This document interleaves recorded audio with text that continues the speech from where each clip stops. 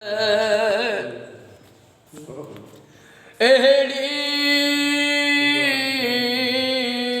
आना होयास मुखे इश्क उथारम ओच तो मत्यों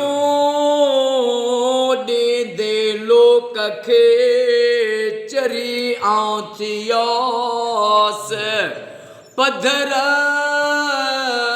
पट पयास मुझो सतुर सिक विञायो या अल्लाह या रहमान या रहीम करीम रब अज शाह अब्दुल लतीफ भेटाई सरदार जे निस्बत सां शहीद खानन शाह जे रोज़े में लख सलवात साईं अरबाब साईं पढ़ाई अजो के लख सलवात जो सवाब खुसूसतन भेटाई घोट हजरत शाह अब्दुल लतीफ भेटाई सरदार के पेश कयो से आमीन। भेटाई सरदार जे वालिदैन करीमन के साईं जे डाडा अब्दुल करीम बुल्ली वारे सर साईं के पेश कयो से आमीन। शहीद खानन शाह बुखारी सरदार के पेश कयो से आमीन। मोमिनीन वल मोमनात के पेश कयो से आमीन। मौला जो को रबाब अली साईं जो खैर पंजी बारगाह में उहद जबल जेडो लिखन कबूल फरमा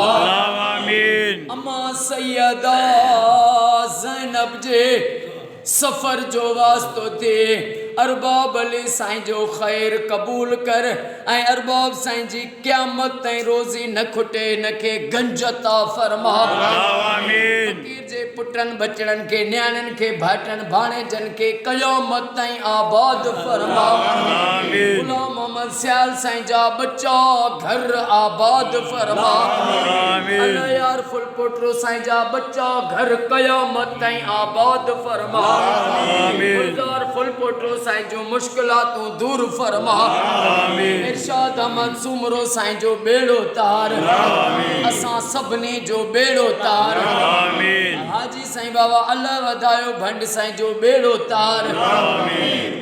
ओ मौला ए करीम मां दिल जो गुजड़ियों गालियों मिठा तोखे न चवां त भला कंहिंखे चवां करीम रब शहीद खानन शाह बुखारी जो वास्तो थी मुझी मदद फरमा आमीन। जेके बेरोजगार आहिनि उन्हनि खे रोज़ी अता फरमा आमीन। अली असगर जे पाक खून जो वास्तो थी मुखे जमात सलवात कमेटी में किरोड़े वफादार ज़ाहिर बातिन सच्चा आशिक रसूल मुखे न जमात में पैदा करे ठाए दे या दुआ कबूल फरमा आमीन। ओ मौला हर सुन्नी शिया मोमिन जे घर लख सलवातूं पढ़ियूं वञनि या दुआ कबूल फरमा आमीन। ईरान जी